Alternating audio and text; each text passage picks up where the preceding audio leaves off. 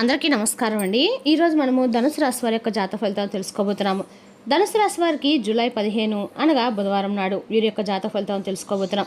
అయితే ధనుసు రాశి వారు ఎవరైతే ఇప్పుడే కొత్తగా మన ఛానల్ చూస్తున్నారో దయచేసి ఛానల్ సబ్స్క్రైబ్ చేసుకొని వీడియోకి లైక్ చేసి సపోర్ట్ చేయడం మాత్రం మర్చిపోకండి. మరి వీడియోని ఎక్కడ కూడా స్కిప్ చేయకుండా చివరి చూసినట్లయితేనే మీకైతే పూర్తిగా అర్థమవుతుంది. రేపటి రోజున మీ యొక్క రాశి ఫలితాల ప్రకారం మీకు ఏ విధంగా ఉండబోతుందో తప్పకుండా తెలుసుకుందాము.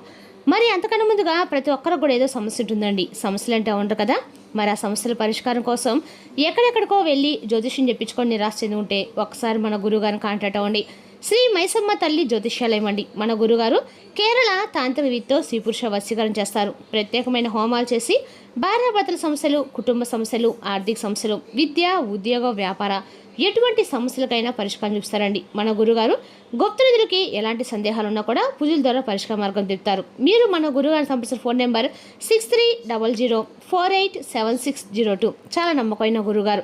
సమస్య మీది పరిష్కారం మాత్రం ఖచ్చితంగా మన గురుగారి దగ్గర అయితే కలదండి. ఒక్కసారి నమ్మకంతో ప్రయత్నించండి.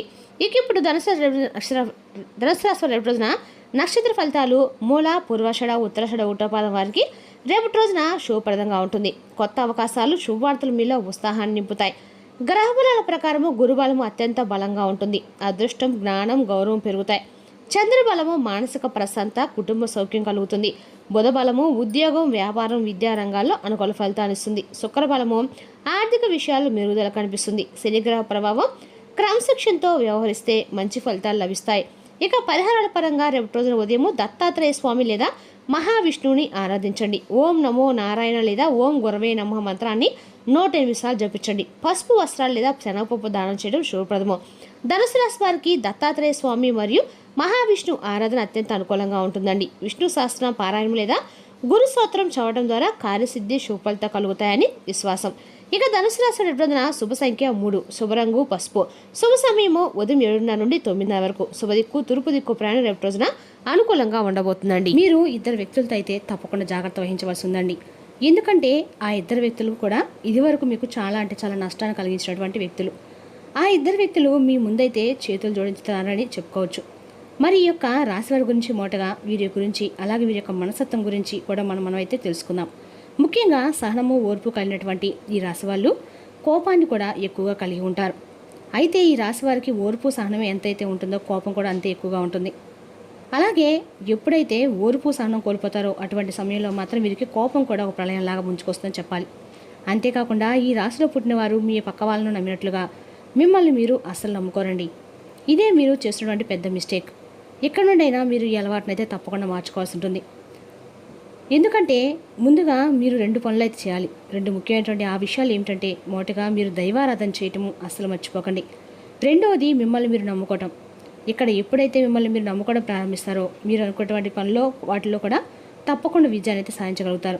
అలాగే దైవారాధన చేయటం కుదరకపోయినా కనీసము మీకు వారంలో 1 రోజైనా కానీ లేదంటే 2 రోజులైనా కానీ కుదురుతుంది కదండి. అలా ఆ రోజైనా కానీ దైవారాధన సరిపోతుంది. ఏది చేసినా కూడా దీపారాధన మనస్ఫూర్తిగా చేసుకోవాలి.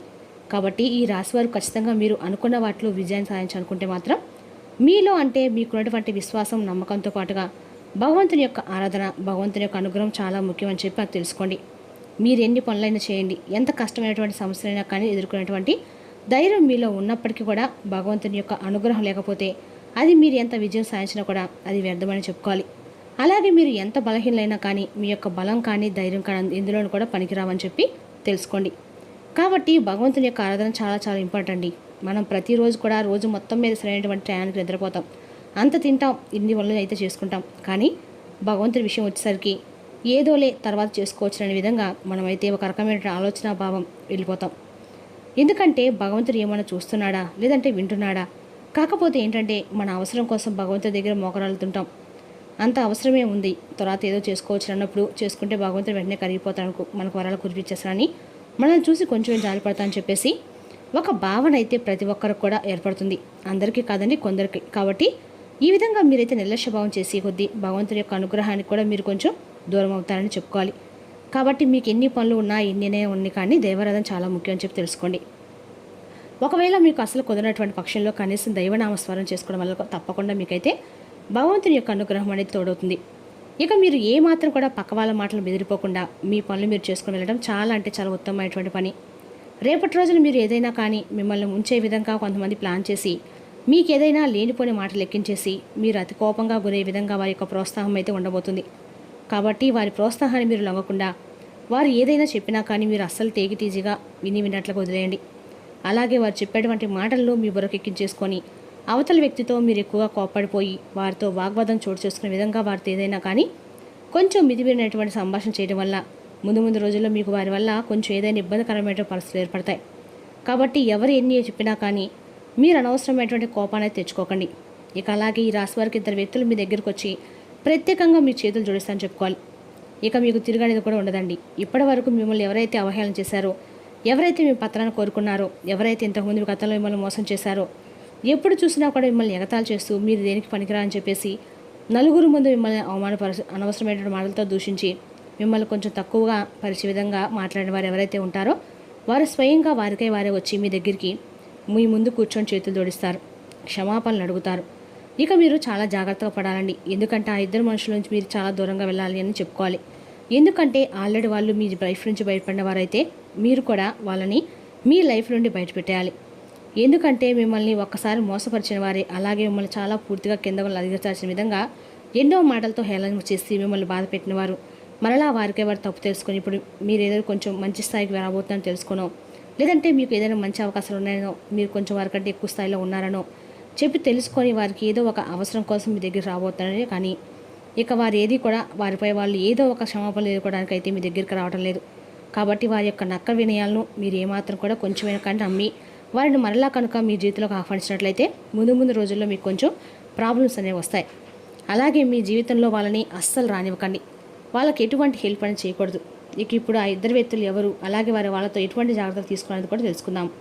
ఎవరైతే మిమ్మల్ని ఎక్కువగా నమ్మించి మోసం చేస్తారో వారిని మీరు ఏ విధంగా గుర్తుపెట్టాలంటే మీ జీవితంలో ఈ సంవత్సరం జరగబోయేటువంటి అద్భుతాలు గుడ్ న్యూస్ ముందు మీకు వ్యాపారంలో చాలా చక్కగా ఉంటుంది. అలాగే మీకు ఉద్యోగం చేసే వాళ్ళు కూడా ఉద్యోగంలో కొంచెం శాలరీస్ కూడా ఇంక్రీస్ అవుతాయి, చాలా ఎక్కువగా కనిపిస్తుంది. అలాగే ఎవరైతే ఏదైనా చేస్తారంటే మీతో అసలు ఇదే అయ్యే పని కాదు, ఇక మీరు వేస్ట్ అని దేనికైతే మీరు పనికిరాని చెప్పి ఏదైనా చేసినా కూడా అది రాంగ్ అవుతుందని చెప్పి ఎవరైతే అన్నారో ఆ విధంగా ఇప్పటివరకు మిమ్మల్ని చెడుగా ప్రచారం చేసిన వాళ్ళందరూ కూడా మీ టాపిక్ తీసుకొని ప్రతి ఒక్క చోట మీరు దేనికి పనికిరా అని చెప్పి ఎవరైతే ఎడుగా చెప్పిన వాళ్ళు ఉంటారో వాళ్ళు మీ ముందు చేతులు కట్టుకునేలాగా మీరైతే మంచి స్థాయికి రాబోతుందని చెప్పుకోవాలి. అలాగే వాళ్ళు చేయబోయేటువంటి తప్పుల గురించి కూడా వాళ్ళు తెలుసుకుంటారండి. అలాగే మీరు గ్రేట్ అని చెప్పేసి మీ గురించి చాలా తప్పుగా మాట్లాడాము, మిమ్మల్ని చాలా తక్కువ అంచనా వేశామని చెప్పేసి నోరు మూసుకునేలాగా మీరైతే సమాధానం ఇవ్వబోతున్నారు. అలాగే రేపటి మీ పనుల్లో మీరైతే బిజీ గడబోతున్నారు. అలాగే చక్కగా కుటుంబంతో కలిసి బయటకు వెళ్తారండి. సరదాగా కాసేపు అయితే కుటుంబంతో గడబోతున్నారు. అలాగే దైవ దర్శనం చేసుకుంటారు. కాబట్టి గ్రహాలు ఎప్పుడు కూడా మనం అనుకూలంగా ఉన్నప్పుడు మాత్రమే మనం అంటే గ్రహాలను ఎప్పుడైతే అనుకూలంగా ఉంటాయో మనం ఆ మంచి పనులు కానీ లేదంటే మనం అనుకునే పనులు ఏవైనా కానీ చేయాలండి. ఎంతైనా మనం కష్టపడుతున్నామో దాన్ని చూసి గ్రహాలు కానీ భగవంతుడు కానీ ఫలితం అనేది మరింత ఎక్కువగా ఇస్తారు. మన యొక్క కష్టాన్ని మనం నమ్ముకోవాలండి. అలాగే రేపటి రోజున బంధువుల్లో ఒకరు మీతో కాస్త వాగ్వాదం చోటు చేసుకునే విధంగా గొడవ దిగేటువంటి అవకాశం కూడా ఉంది. వారితో అనవసరంగా మీరు కూడా ఎక్కువగా మాట్లాడకండి. మీ స్నేహితులు కావచ్చు, బంధువులు కావచ్చు, ఇక మీరు పనిచే చోట కావచ్చు, ఎవరైనా కానీ కొంతమంది మీతో కొంచెం అనవసరమైనటువంటి వాగ్వాదంతో మిమ్మల్ని రెచ్చగొట్టే విధంగా ప్రయత్నాలు అయితే చేస్తారు. కాబట్టి ఈ విషయంలో కొంచెం జాగ్రత్త పడండి. అటువంటి వారికి కొంచెం దూరంగా ఉండండి. ఇక రేపటి రోజున మంచిగా ఉందని చెప్పి మీరు తప్పకుండా నమ్మాలి. ఎందుకంటే మీరు ఆర్థిక పరంగా కూడా బాగా సెటిల్ అయ్యామని చెప్పేసి రేపటి రోజు మీకు అనిపిస్తుంది. అలాగే మీ చేతి నుండి కూడా రేపటి రోజు ధనం అనేది మీకు అనుకున్నటువంటి పనులకి సరిపడా ధనం అందుతుంది. ఇక రేపటి రోజున ధనుసు రాశి వారికి ఉద్యోగం, వ్యాపారం, ఆర్థికం, కుటుంబం, విద్య వంటి విషయాల్లో అనుకూల ఫలితాలు అయితే కనిపిస్తున్నాయి. ఓర్పుతో సానుకూల దృక్పథంతో ముందుకు సాగితే మంచి విజయ సాధించే అవకాశం అయితే స్పష్టంగా ఉందండి. మరి తెలిసిన ధనుసు రాశి వారి యొక్క జాతక ఫలితాలు తిరిగి రేపు మరో వీడియోతో మళ్ళీ కలుసుకుందాం. Thank you for watching.